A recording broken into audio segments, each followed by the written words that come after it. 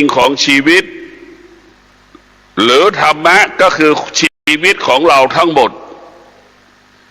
ธรรมะเป็นเจ้าของชีวิตเราพ่อแม่ไม่ได้เป็นเจ้าของชีวิตเราพ่อแม่เป็นลูกจ้างของเราพ่อลูกก็เป็นลูกจ้างของพ่อแม่ผัดตอนที่เด็กตอนที่เราเกิดมาแม่ก็ดูแลเราตอนที่แม่แก่เฒ่าชราเราก็ดูแลแม่เราผัดกันเป็นอย่างเงี้ยสมมติเป็นแค่มันเป็นสิ่งสมมติทั้งสิ้นเพราะฉะนั้นสิ่งที่เป็นเจ้าของชีวิตก็ได้แก่ธรรมะเป็นเจ้าของชีวิตของเรา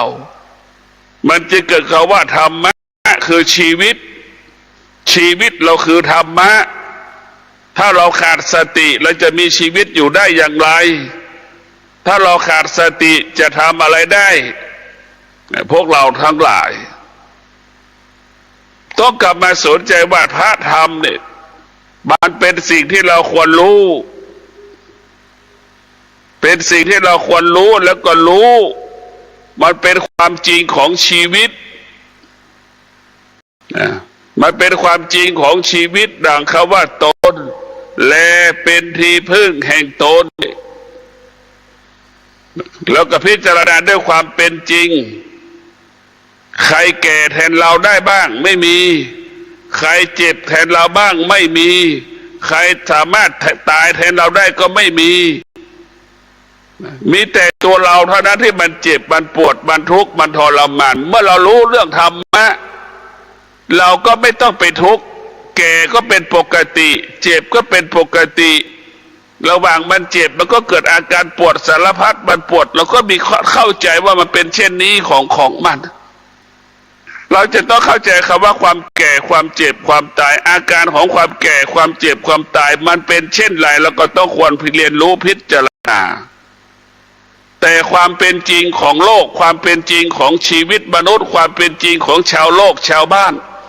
ไม่เคยคิดว่าความแก่ความเจ็บความตายไม่เคยพิจารณาความแก่ความเจ็บความตายคิดถึงแต่สมบัติคิดถึงแต่ลูกคิดถึงแต่เมียคิดถึงแต่ปู่ย่าตายายสิ่งเหล่านี้เราไม่ควรคิดถึงมันเลยไม่ควรจะคิดถึงเพราะมันไม่ใช่เป็นชีวิตของเราเราต้องกลับมาสนใจใส่ใจคำสอนพุทธเจ้าทำไมพระพุทธเจ้าจึงเคารพพระธรรมพระพุทธเจ้าทรงเคารพพระธรรมมากที่สุดให้เกียรติพระธรรมเคารพพระธรรมเหมือนดั่งบิดามารดาของตนให้ความสำคัญกับพระธรรมดั่งชีวิตของตนเพราะฉะนั้นพระพุทธเจ้าให้ความสำคัญพระธรรมเหนือกว่าชีวิตตนเองให้ความสำคัญพระธรรมเป็นดังเสมอบิดามารดาของพระพุทธเจ้าเพราะฉะนั้นพวกเราเกิดมาแล้วบุคคลใดก็แล้วแต่ที่เกิดมาแล้วได้ศึกษาเรียนรู้เรื่องพระธรรมมันจะทำให้ใจเราเบาบางลงเบาบางจากความทุกข์เบาบางจากความสุขความสงบสุขจะเพิ่มขึ้นความสงบสุขก็จะเพิ่มขึ้นพวกเราทั้งหลายความสงบสุขจะเพิ่มขึ้นความสงบสุขก็เปรียบเสมือนน้ำแข็งเปรียบเสมือนความเย็นของน้ำแข็งมันเพิ่มขึ้นมันจึงรักษาเนื้อได้รักษาปลาได้ที่เราไปแช่ตู้เย็นแต่พวกเราต้องพิจารณาเมื่อเรารู้สิ่งที่เราควรรู้ก็คือรู้เรื่องศีลสมาธิปัญญาสิ่งที่เราควรรู้ก็คือสติสมาธิปัญญาสิ่งที่เราควรรู้ก็คือความอดทน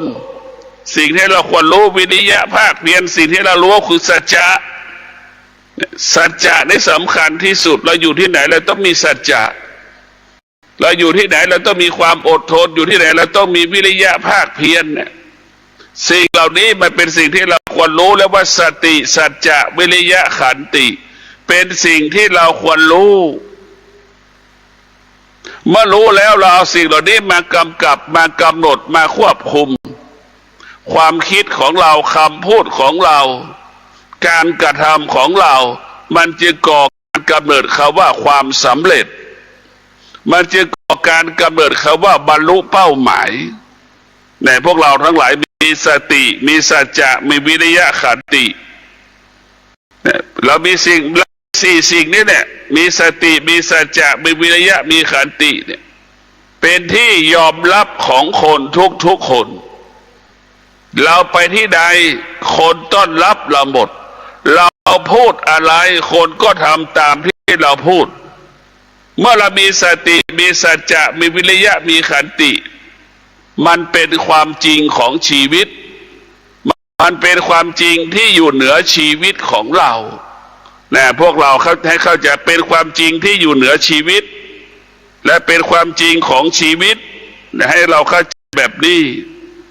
มันเป็นความจริงที่เหนือชีวิตเป็นความจริงของชีวิตเราต้องพิจารณาคำสอนของพระพุทธเจ้าเนี่ยมันเป็นสิ่งที่ประเสริฐมันเป็นสิ่งที่ประเสริฐเป็นสิ่งที่เลิศแต่เราต้องพิจารณาเป็นสิ่งที่ประเสริฐเป็นสิ่งที่เลิศเราจะต้องพิจารณาว่าเราจะกินข้าวเนี่ยเราจะกินข้าวเพื่อให้เกิดประโยชน์ต่อการมีชีวิตอยู่เรากินข้าวเพื่อให้เป็นประโยชน์เราจะต้องกินให้เป็นประโยชน์กินข้าวด้วยสติมันจะบังคับไปแล้วว่าข้าวที่เรากินนี่ต้องเกิดประโยชน์ต่ออาชีพของเราต่อหน้าที่ของเรานี่คือธรรมะมันจะพิจารณาแบบนี้มันจะมีสติในการกินข้าวแล้วจะต้องใช้ข้าวที่เรากินเนี่ยให้มันมีกำลังมีพลังแล้วก็ไปทำหน้าที่ปฏิบัติหน้าที่เป็นพ่อที่ดีของแม่เป็นแม่ที่ดีของลูกพวกเราทั้งหลายเป็นพ่อที่ดีของลูกเราต้องพิจารณาเป็นลูกที่ดีของพ่อแม่อย่างนี้เราต้องกินข้าวให้มันเป็นประโยชน์ทำหน้าที่การประกอบอาชีพให้มันบรรลุเป้าหมายคนส่วนมากก็ยังมีคนส่วนมากกินแล้วกินข้าวหล่อเลี้ยงกิเลสกินข้าวแล้วหล่อเลี้ยงกิเลสไม่ได้ทำหน้าที่กินข้าวเพื่อหล่อเลี้ยงกิเลสของตนเองนี่แหละคือพวกเราพิจารณาดูมันต่างกันอย่างไรกินข้าวเพื่อทำหน้าที่กับกินข้าวหล่อเลี้ยงกิเลสบำเรอความสุขนี่แหละกินข้าวเพื่อหล่อเลี้ยงความสุขบำเรอความสุขบำเรอกามบำเรอตัณหาราคะก็มีคนส่วนหนึ่งเป็นเช่นนี้ก็มีคนส่วนมากกินข้าวเพื่อทำหน้าที่กินข้าวเพื่อปฏิบัติหน้าที่กินข้าวเพื่อให้หน้าที่ที่เรามีอยู่เกิดความสมดุลสมบูรณ์กินข้าวเพื่อสร้างสรรค์แล้วกินข้าวเพื่อสร้างสรรค์กินข้าวเพื่อให้ชีวิตได้รับความดีงามงอกงามนี่แหละพวกเราต้องพิจารณาเราต้องพิจารณาแบบนี้อย่างนี้เรียกว่าอายุเรา25ขึ้นไปเนี่ยเราจะกินข้าวเพื่อประโยชน์ในการปฏิบัติหน้าที่แต่พอเราทั้งหลาย25 ถึง 60เราจะต้องสร้างชีวิตเราจะต้องสร้างชีวิตสร้างครอบครัวเราจะต้องกินข้าวให้เป็นประโยชน์ก็มีคนส่วนมากจะทำแบบนี้เป็นแบบนี้กินข้าวเพื่อไปประกอบอาชีพกินข้าวเพื่อปฏิบัติหน้าที่ส่วนมากก็กินเป็นอย่างนี้แต่เราไม่ได้เอาธรรมะมากำกับเรามีสติรู้สึกตัวเราจะกินข้าวเพื่อประโยชน์ครอบครัวไปประกอบอาชีพแล้วก็มีทรัพย์มีสมบัติเอาเงินมาซื้อเครื่องอุปโภคบริโภคให้ครอบครัวอยู่ดีกินดีมีความสุขแบบนี้อันนี้คือกินข้าวแล้วเพื่อเกิดประโยชน์เพื่อครอบครัวดังผู้เป็นภรรยาตั้งใจทำอาหารให้กินเราได้กินอาหารจากผู้เป็นภรรยาเราก็กินอาหารแล้วให้เป็นประโยชน์ต่อภรรยากินอาหารให้เกิดประโยชน์ต่อลูกกินอาหารเหล่านั้นให้เกิดประโยชน์ต่อ อาชีพหน้าที่ของเราเนี่ยพวกเราทั้งหลายต้องพิจารณาแบบนี้เราต้องคิดว่าไม่มีใครแก่พร้อมกับเราไม่มีใครแก่แทนเราที่สุดเราก็แก่ด้วยตัวเราเองเจ็บด้วยตัวเราเองตายด้วยตัวเราเองเราไม่ควรไปยึดติดพ่อแม่สามีภรรยาลูกและสมบัติแต่เวลานี้เรากลับไปคิดถึงพ่อแม่สามีภรรยาลูกสมบัติเราไปยึดติดไปคิดถึงสิ่งเหล่านี้เราต้องคิดถึงเขาว่าตนแลเป็นที่พึ่งแห่งตนเราไม่ควรไปพึ่งสิ่งอื่นๆนี่เราทุกวันเราเสียใจเพราะเราไปคิดพึ่งพาสิ่งอื่นๆเราไปพึ่งลูกก็เสียใจเพราะลูกเขาไม่มีเวลาให้กับเรานี่แหละเราก็เสียใจเพราะฉะนั้นพวกเราต้องพึ่งพาตนเองอาศัยตนเองดังพระพุทธเจ้าได้ปฏิบัติธรรมประพฤติธรรมก็เพราะตนแลเป็นผู้ที่พึ่งของตนพระพุทธเจ้าได้เป็นพุทธเจ้าก็เพราะตนแลเป็นที่พึ่งแห่งตนในพวกเราทั้งหลายพระพุทธเจ้าได้เป็นพุทธเจ้าก็เพราะตนแลเป็นที่พึ่งแห่งตนนี่แหละให้เราเข้าใจอย่างนี้เข้าใจแบบนี้ตนแลเป็นที่พึ่งแห่งตนเราจะต้องอาศัยใครไม่ได้เราต้องพึ่งพาตนเองอาศัยตนเองการที่จะอาศัยได้ก็แค่บางเวลาอาศัยได้แค่บางเวลานะแต่มันไม่ได้ว่ามันอาศัยได้แค่บางเวลาพ่อแม่ก็เป็นดั่งลูกจ้างของลูกก็เป็นดั่งเป็นลูกจ้างของแม่ตอนที่เราทารกแรกเกิดแม่ก็เป็นลูกจ้างเลี้ยงเรามาตอนที่แม่แก่เฒ่าชราเราก็เป็นลูกจ้างเลี้ยงแม่ต่อก็เป็นแบบนี้ละผัดกันไปผัดกันมานี่คือความจริงในความจริงนั้นมันก็เหมือนเสมอเหมือนกันหมดในพวกเราทั้งหลายความจริงต้องเสมอเหมือนกันหมดทั้งโลกเป็นเช่นนี้นะเราต้องรู้แล้วว่าทั้งโลกมันเสมอเหมือนกันหมดเราจะต้องพิจารณาโดยเฉพาะคนที่อายุ60ไปแล้วเนี่ยต้องพิจารณาชีวิตจัดระเบียบชีวิตอายุ60เนี่ยก็ถือว่ากำลังมันก็ถดถอยโรคภัยแค่เจ็บก็เกิดขึ้นเต็มเนื้อเต็มตัวเราอยู่ในกายอยู่ในจิตเราหมดจิตใจก็อ่อนแอจิตใจก็หวั่นไหวสุขภาพก็ไม่ดีลูกยากนั่งยากโรคภัยแค่เจ็บเบาหวานความดันโรคสารพัดโรคมันเกิดขึ้นตอนที่อายุ60เนี่ยมันจะเริ่มออกอาการแต่พอจะด้านเมื่ออายุ60แล้วเราจะต้องกินเพื่อกินข้าวเนี่ยหล่อเลี้ยงกินข้าวด้วยสติเลี้ยงความแก่เลี้ยงความเจ็บเลี้ยงความตายแค่นี้แหละเราจะต้องคิดพิจารณาแบบนี้อายุ60กินข้าวไปตอบสนองความสุขไปเลี้ยงความสุขไปเลี้ยงกิเลสอันนั้นคือคนแก่ที่ขาดสติคนแก่ที่มีสติกินข้าวเพื่อเลี้ยงความแก่เลี้ยงความเจ็บเลี้ยงความตายที่มันกำลังจะปรากฏอยู่ในภายอนาคตข้างหน้าของเราจะกินข้าวให้ร่างกายเราแข็งแรงสมบูรณ์แค่นี้เราไม่ต้องไปคิดอะไรมากแต่เราแก่แล้ว60นี่กำลังก็ไม่มีกำลังมันก็ถดถอยในพวกเราทั้งหลายพอทำงานมามากมันเหนื่อยไม่ได้พักผ่อนเพราะฉะนั้นเวลาแก่เรากินเนี่ยเราก็จะต้องกินให้มันเป็นประโยชน์เกิดประโยชน์เลี้ยงความแก่เลี้ยงความเจ็บเลี้ยงความตายให้มันเป็นไปตามธรรมชาติของมันเราจะต้องพิจารณาถ้าละคนแก่และมีสติมีปัญญาก็จะเป็นอย่างที่บอกเราว่ากินข้าวเพื่อเลี้ยงคนความแก่เลี้ยงความเจ็บเลี้ยงความตายเท่านั้นแล้วก็อายุ60เราก็60ถึง70 80ใช่ไหมมันก็มีชีวิตอยู่เพื่อความตายมีชีวิตอยู่เพื่อความเจ็บมีชีวิตอยู่เพื่ออะไรเพื่อความเจ็บป่วยของเรานั่นแหละเราจะมีเงินกี่ล้านเมื่ออายุ60ไปแล้วมันไม่มีค่าไม่มีความหมายใดๆแต่ให้เราเข้าใจเรามีทรัพย์มีสมบัติมันไม่มีค่าไม่มีความหมายใดๆตอนเมื่ออายุ60เพราะกำลังเราถดถอยแล้วมีแต่ความอยากและมีแต่ความรู้สึก แต่มันไม่สามารถตอบสนองความรู้สึกนั้นได้แต่พวกเราทั้งหลายมันขัดแย้งกันความอยากนั้นเป็นอมตะของมันความอยากตัณหาราคะความอยากสิ่งเหล่านี้มันไม่แก่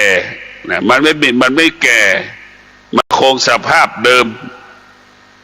ใครก็แล้วแต่เกิดมาเหมือนกันหมดก็คือมีความอยากมีความต้องการ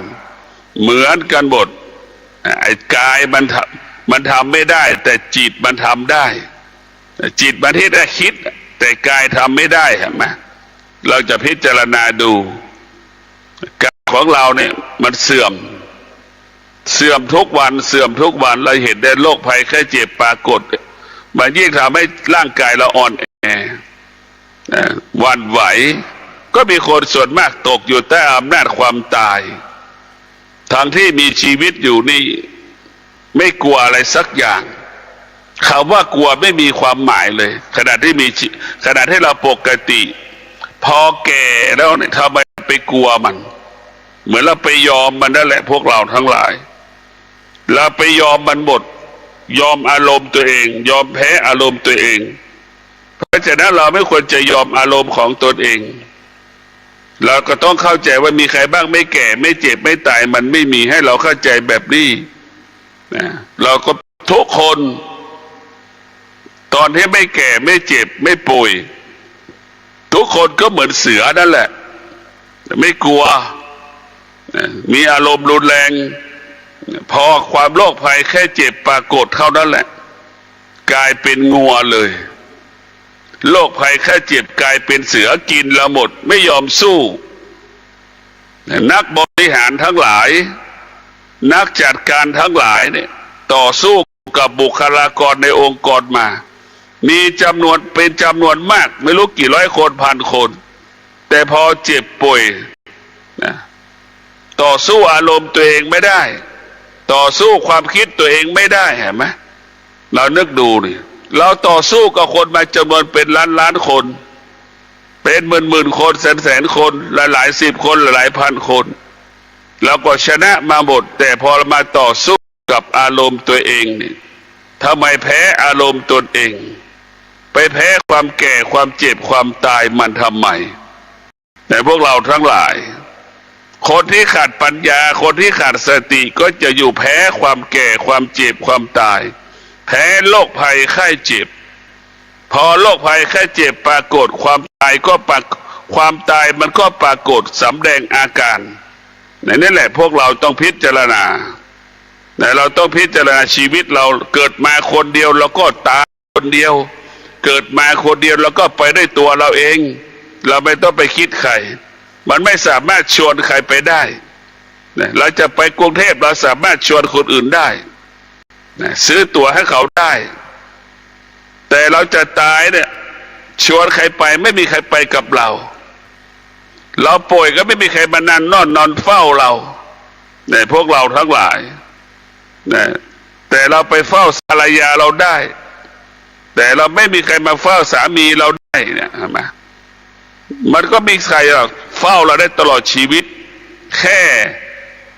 พ่อแม่สามีภรรยาลูกก็เป็นเพียงแค่เครื่องมืออำนวยความสะดวกซึ่งกันและกันเท่านั้นให้เราเข้าใจเราต้องมีพิจารณาและ60-70เนี่ยเรากลับมาสนใจเรื่องความแก่ความเจ็บความตายทุกวันเราจะแก่แบบไหนเราจะป่วยแบบไหนเราจะตายแบบไหนเรามีสติเรามีปัญญาเราสามารถเลือกได้เราสามารถเลือกไปกรุงเทพได้ทำไมเราไม่สามารถเลือกแก่เลือกเจ็บเลือกตายได้เลือกได้หมดเนี่ยเรารู้แล้วว่าโรคมะเร็งเนี่ยเราไม่อยากเป็นโรคมะเร็งเนี่ยเราจะต้องรู้ว่าการไม่เป็นสาเหตุของการเป็นโรคมะเร็งเนี่ยมันมาจากไหนเราก็พิจารณาดู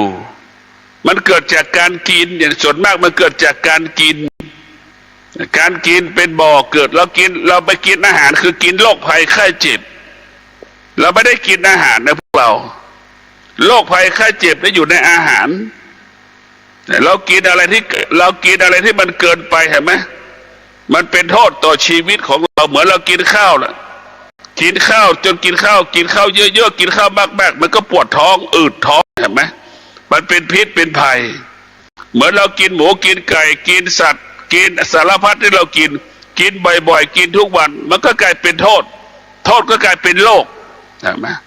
เพราะฉะนั้นเราสามารถเลือกได้ว่าเราจะตายเราไม่อยากตายเป็นโรคมะเร็งเราก็เปลี่ยนแปลงพฤติกรรมในการกิน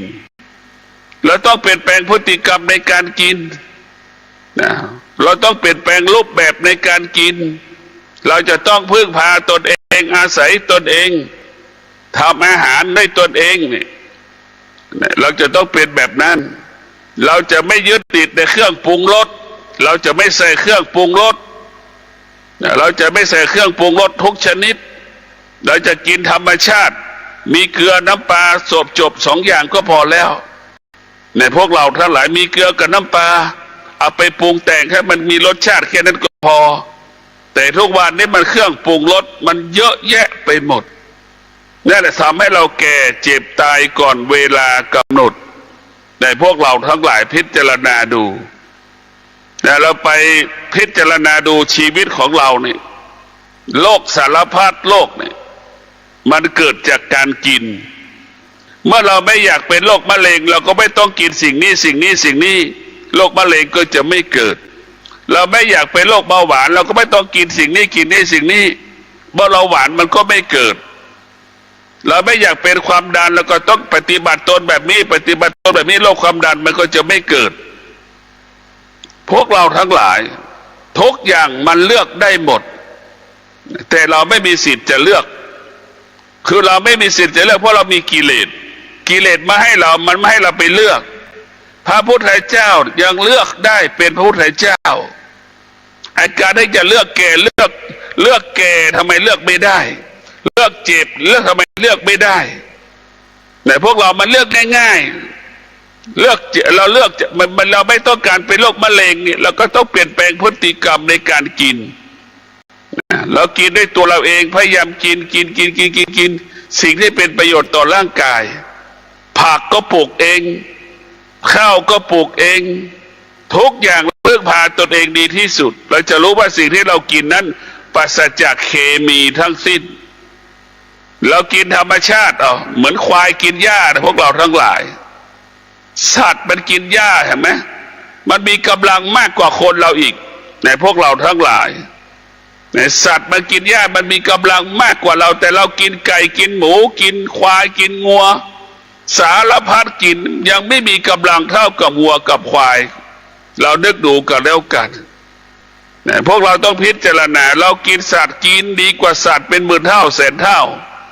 การกินของเราก็คือกินโรคภัยไข้เจ็บนำมาซึ่งโรคภัยไข้เจ็บเฉพาะเรากินน้ำมันอย่างนี้พวกเราทั้งหลายแล้วถ้าเอาอาหารมาทำอาหารทั้งวันอาหารมากินนึกดู1 คนเนี่ยต่อ1 ปีเนี่ยเรากินน้ำมันไม่ต่ำกว่า10 ลิตร1 ขวดหรือ2 ขวด5 ลิตรแต่นึกดูพิจารณาดูเพราะฉะนั้นเราก็ต้องเปลี่ยนแปลงพฤติกรรมไปกินต้มยำแกงนึ่งผัดเราไม่เอาทอดเราไม่เอา